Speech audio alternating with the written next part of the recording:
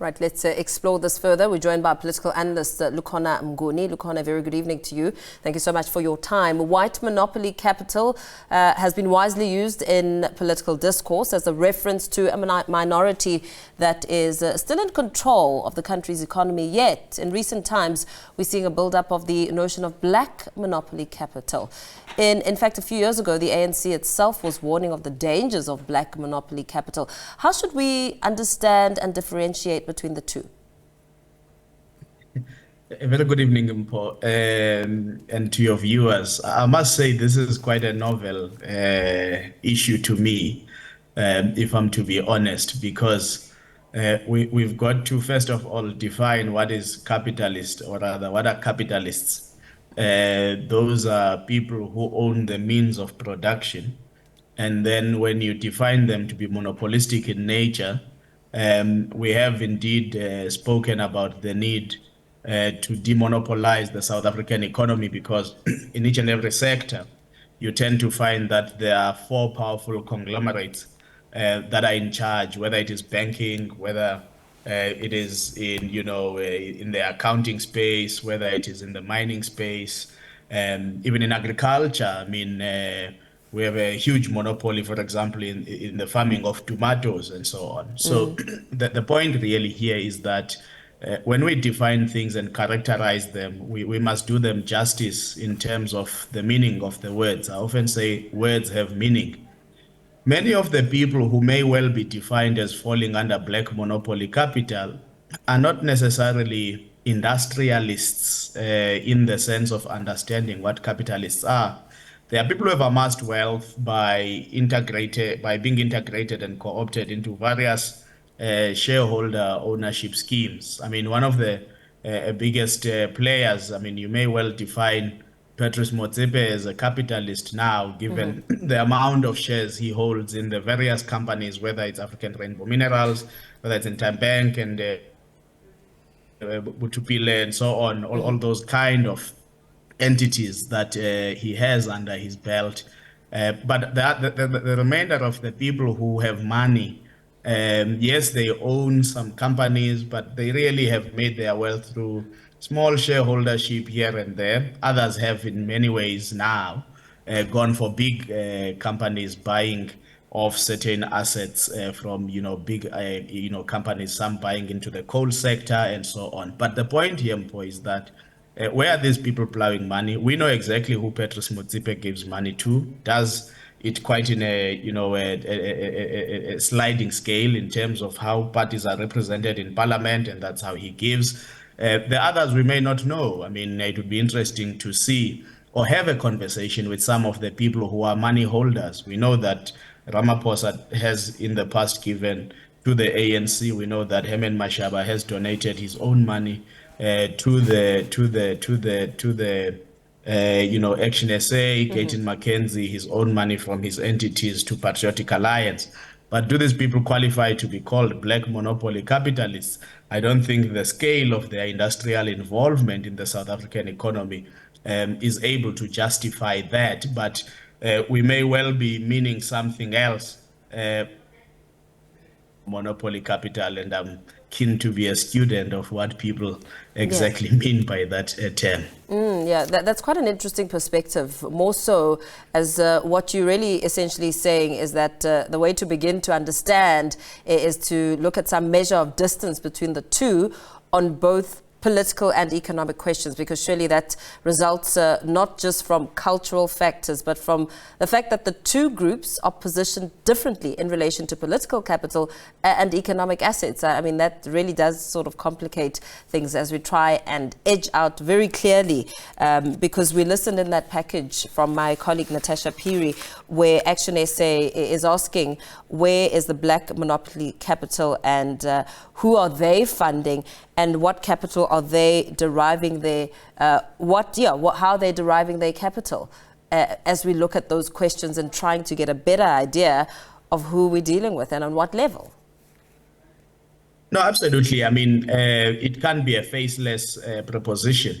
There has to be faces that are placed, to this term, because when you deal with the concept of white monopoly capital, and I know that even within the ANC universe, there were big debates, some of them led by veterans like Joel Nechitenze to fend off the notion of white monopoly capital, and they were looking at the makeup of the Johannesburg Stock Exchange and how the nature of capital has changed over time and how much, now pension funds are holders of significant capital, and therefore, because of who those pension funds represent, by extension, arguing that it may well be a misnomer to talk of, white monopoly capital. But we know that the pension funds hold monies on behalf of various individuals. When you then do those cash payouts, they probably fare into insignificance compared to what the other bigger shareholders, compared to pension funds, are holding.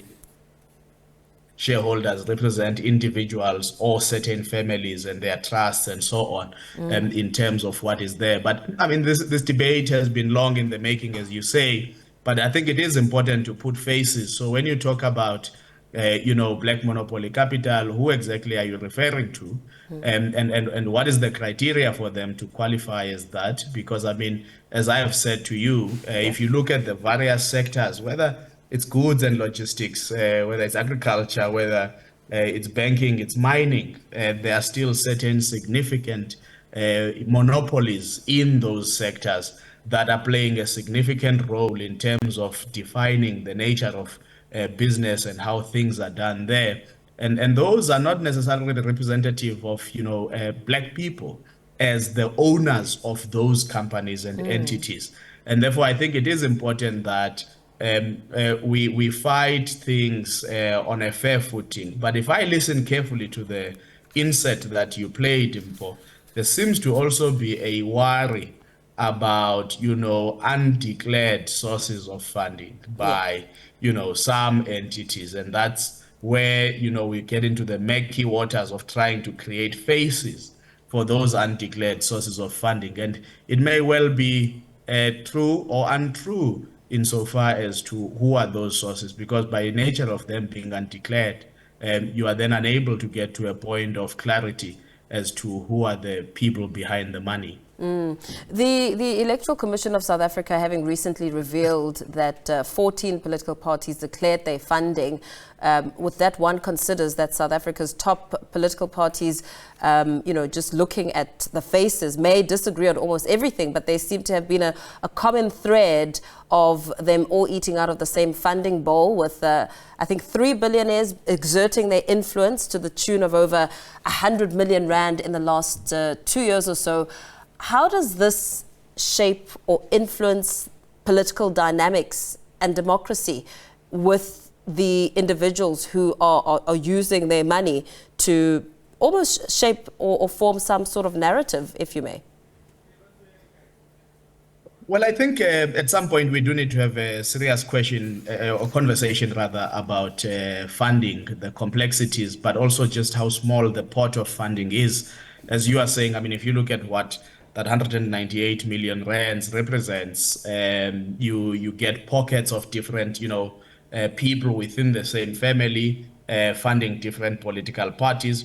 And I know that there's this sense among some South Africans to club people that if they have the same surname, therefore they have the same politics, and they are just partitioning their funds across different political parties. I disagree with that. And I do think that, I mean, if you look at the makeup of various elite families, you will get to see that there are fissures of sometimes ideological conflict, preference, and, just a sense of different politics and sensibilities. And therefore, people make those funding considerations with a variety of different criteria, whether from the uncle or from the sister. And then you get to a sense where you've got some billionaires.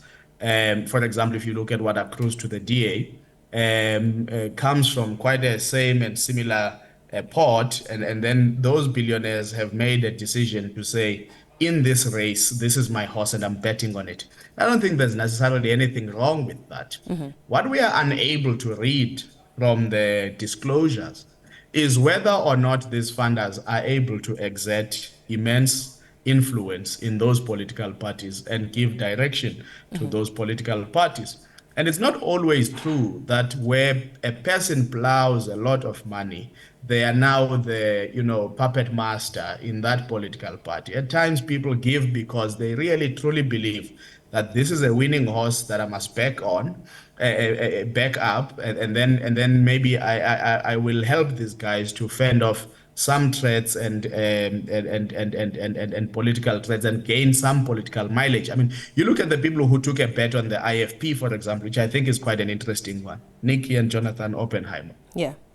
And I think it was an interesting political bet. And could it have been because the election coincided with the passing away of Prince Mangosuthu Buthelezi? They were at the funeral of Prince Mangosuthu Buthelezi and therefore maybe felt some obligation to help the IFP consolidate the legacy of former, Prince Mangosuthu Buthelezi. So the considerations are not necessarily just overtly political. There may well be other things that people are making considerations on. And exactly for them, I think it was a good bet. The IFP is one of two represented parties in the previous administration that actually grew in this previous election. And they've managed to hold their own even with the threat of MK party.